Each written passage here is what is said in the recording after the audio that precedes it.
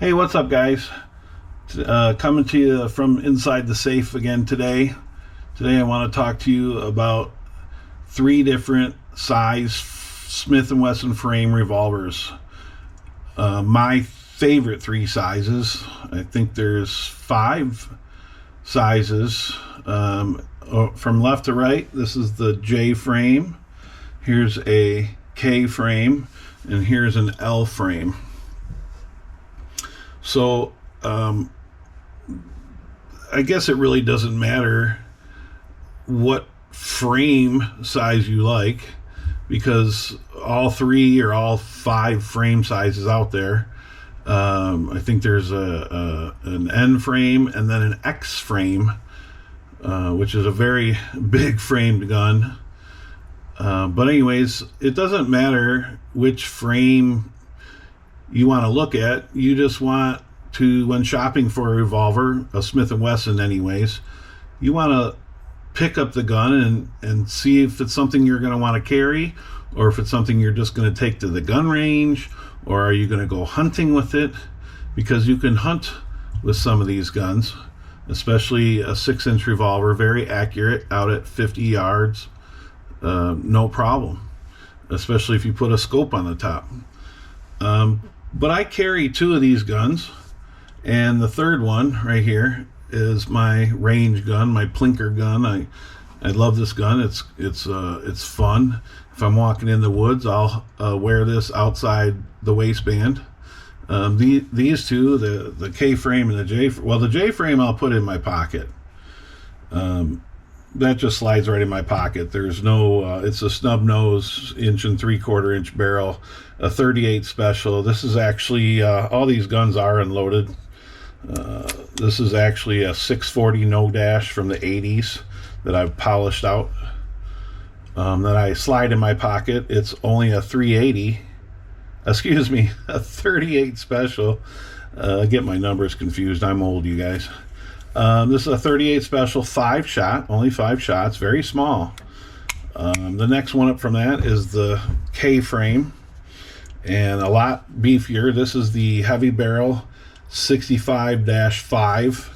This is what DEA would carry, FBI used to carry in the 80s, well, 70s, 80s. This is from the late 80s, early 90s. And then this one, and I'm sorry, this is 357, and it's a 6-shot. And this is the L frame, very similar to the K frame in size and weight, pretty darn close. This is also a 6-shot, also empty. All these guns are empty, as I said. Now this one has a 6-inch barrel. The K frame has a 3-inch barrel. And one thing I like about the 3-inch barrel is it's not too short, so that it can be accurate at longer ranges, but it's not too long to carry inside or outside the waistband. This one is a 6-inch beauty, and you're going to have to carry this outside the waistband in an exterior holster. This is the L frame 686 no dash from the late 80s, early 90s, and that's a 6-shot, 357. So I just wanted to talk about these for a second. I had a revolver day today at the gun range, and I often do that probably twice a month. I take some, if not all, of my revolvers.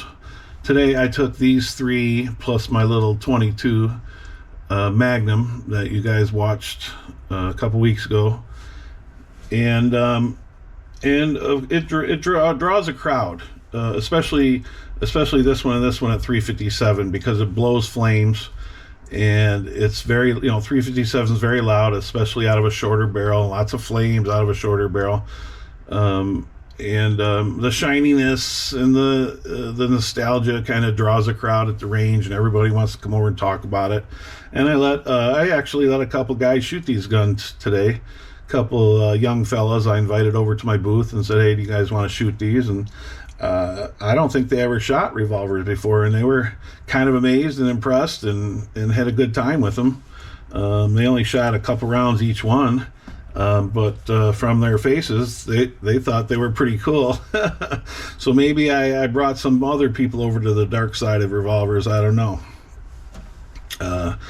Again, I don't want you to think I'm all about revolvers, because I'm not. I've got AR-15s and semi-automatic handguns and stuff. I just love revolvers. I love talking about revolvers. They're nostalgic, and I love to shoot them. They're more challenging to me than a semi-automatic, and especially at longer distances, they are more challenging. You really have to be steady, and you've got this super long trigger pull. And again, these are empty, so I'm going to go ahead and dry fire this. There's nothing in the chamber or in the cylinder, and you'll see that it's such a, look at that. As I start to pull it, it's, what is that, like almost an inch and a half pull that I have to pull this, and they're all like that. This is again the 65-5 from the late 80s, early 90s. It's empty. Super long trigger pull. It's like an inch and a half or 2 inch trigger pull, and you can feel as you're pulling revolvers. Now, I don't know about Taurus or any other revolvers. I just know about Smith and Wessons. As you're pulling the trigger, you can hear a click. I don't know if you heard that. And then you can even hear another click, and that's what you semi-automatic guys would call a wall. There's like a wall right there. So in other words, if I cock this gun in single action, that's my wall. There is no further travel. As soon as I touch that trigger, and not even, I mean a hair, that's the wall right there. So if I do this in double action, hear the click, and then there's one more click, that's kind of the wall right there.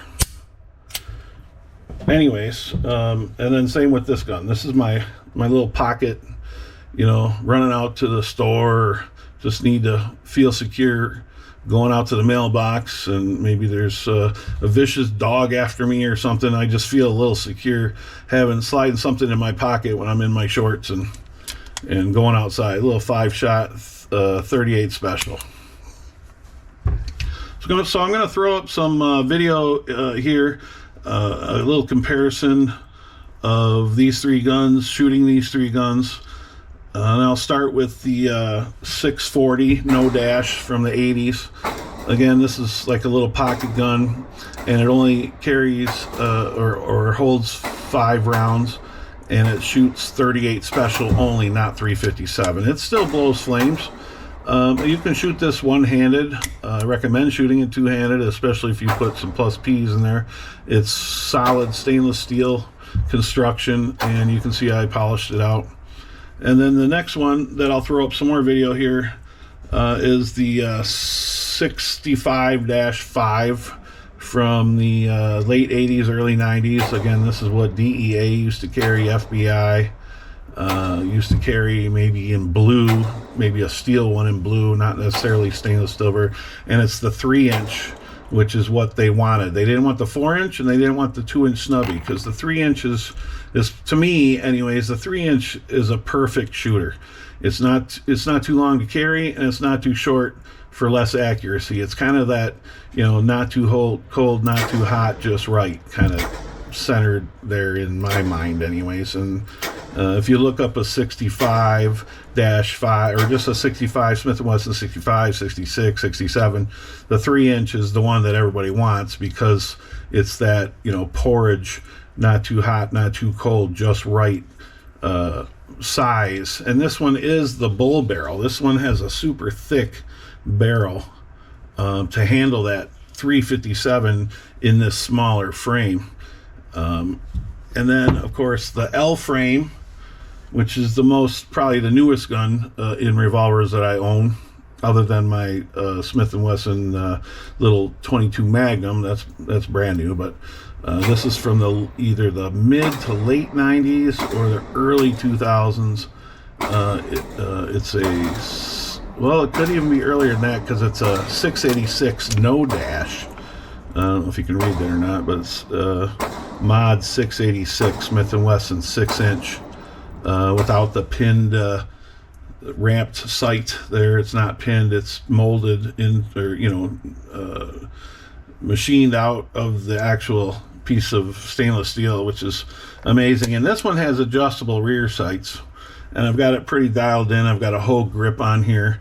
It's got the serrated back strap, open back strap, for a nice grip. This gun is just, when I let people shoot this, they're just amazed, not only how accurate it is, but how well it shoots. And you know, even with 357 in here, it just hardly any muzzle lift, and just a very accurate gun at 30 yards, 50 yards. And again, showing you this on video, this thing will shoot flames with 357 magnums in it. But on these targets that I'm showing you pictures of, I was using a lot of wad cutters. Wad cutters are cheap, very inexpensive to shoot. You know, only 24 cents when you buy 1,000, 22 cents. Sometimes you can find them for 20 cents. So $240 for 1,000 rounds. Well, at least that's what it was before the pandemic. I don't know what it is now, because I'm still going through a couple thousand rounds that I bought years ago for, like, I think it was 20 or 22 cents or 24 cents. Yeah, I think 24 cents. I paid $240 for each 1,000 round box that I got of wad cutters. And if you don't know what a wad cutter is, I'll pull one out here somewhere. So I keep saying wad cutters. If you don't know what a wad cutter is, here's a wad cutter. This is what a wad cutter looks like. It's a bullet without a bullet sticking out of it. So here's a 357, or better yet, here's a 38 special, and here's a wad cutter. And you see there's no head sticking out of it. The bullet doesn't protrude out. The bullet is inside there, and it's just lead. And it's used as a target practice. It's a light load, usually, you know, 140 grain, 120 grain, very light projectile, traveling at possibly, you know, 600 feet per second.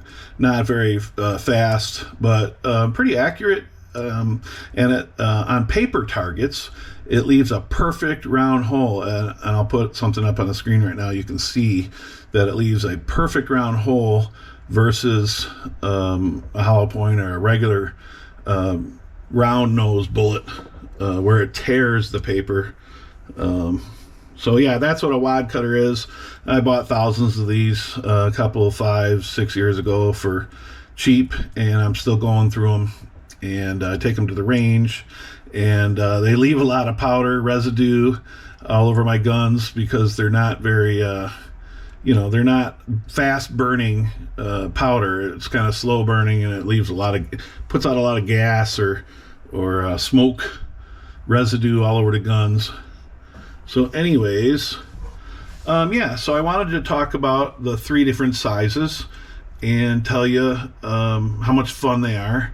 But right now, let's go ahead and weigh them, just so you can get an idea of what these things weigh. So let me grab my scale here. We'll start with the J frame. If this thing will zero out, there it goes, 0. This J, again, these are all stainless steel, so they're very heavy. So this J frame is 21 and a quarter ounces, and that's a 5-shot, but there's nothing in it.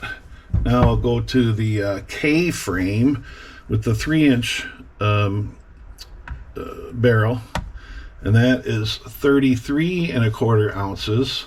So that just jumped up 10 ounces, didn't it? 21. So it just jumped up 12 ounces, close to another pound, or not quite a pound, but 33 ounces. And then I'm curious, I don't think I've ever weighed this gun, if it'll fit on my scale. This is the L frame.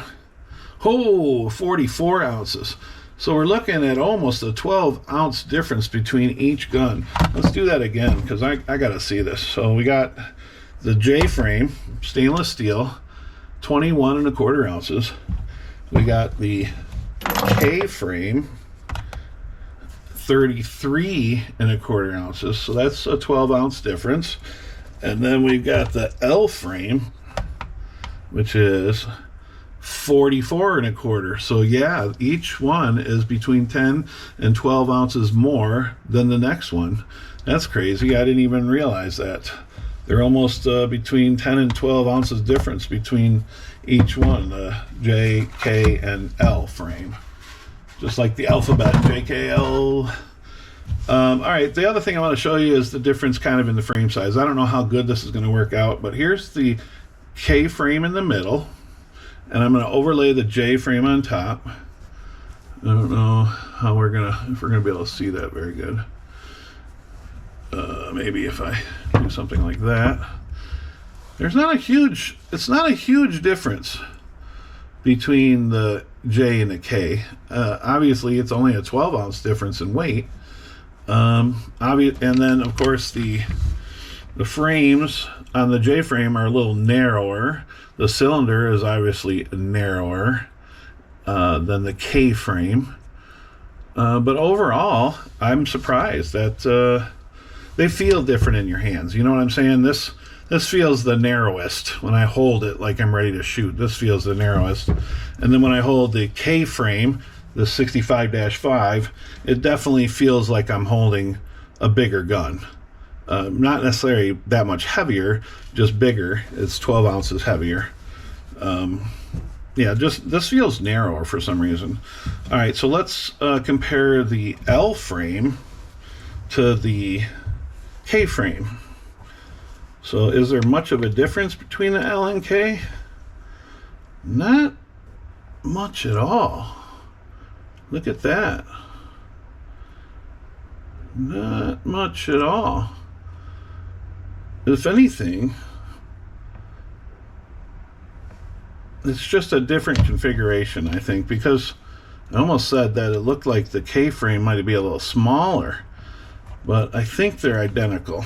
Now the cylinder, I know for a fact, on the L frame is taller than it is on the K frame, because when you open up the cylinders and compare those, you can see they're both 6 shots. And if you look, it seems that there's more meat between the cylinder on the left, which is the L frame, than there is on the cylinder on the right to hold the bullet. See the spacing between each bullet hole, on the cylinder? The spacing, the amount of meat between each hole on the left, which is the L frame, there's much more meat than there is on the K frame on the right here. So that indicates, because they're both 6 shots, that the cylinder on the left, which is the L frame, is bigger than, so that would mean that this opening here on this frame is bigger to accommodate for a bigger cylinder. So anyway, what else can I tell you about them? I don't know, they're just a lot of fun. Something about revolvers, I've said it before, they're very sexy. Yes, they're only 5 shots and 6 shots, but that doesn't matter. That doesn't bother me. I'm going to run away from a gunfight.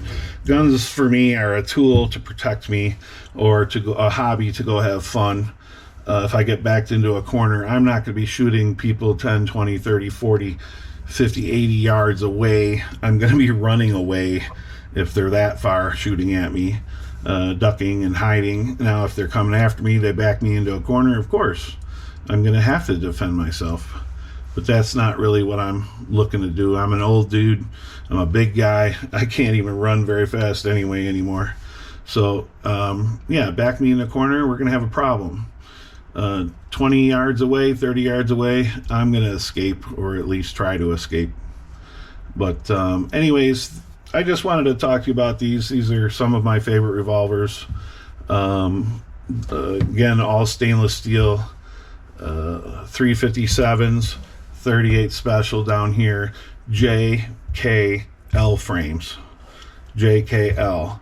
And most of these guns come in different barrel lengths. I know you can get this in a 2-inch snubby, a 3-inch, a 4-inch, and I believe you can get this in a 6-inch. The 686 you can get in a 2-inch.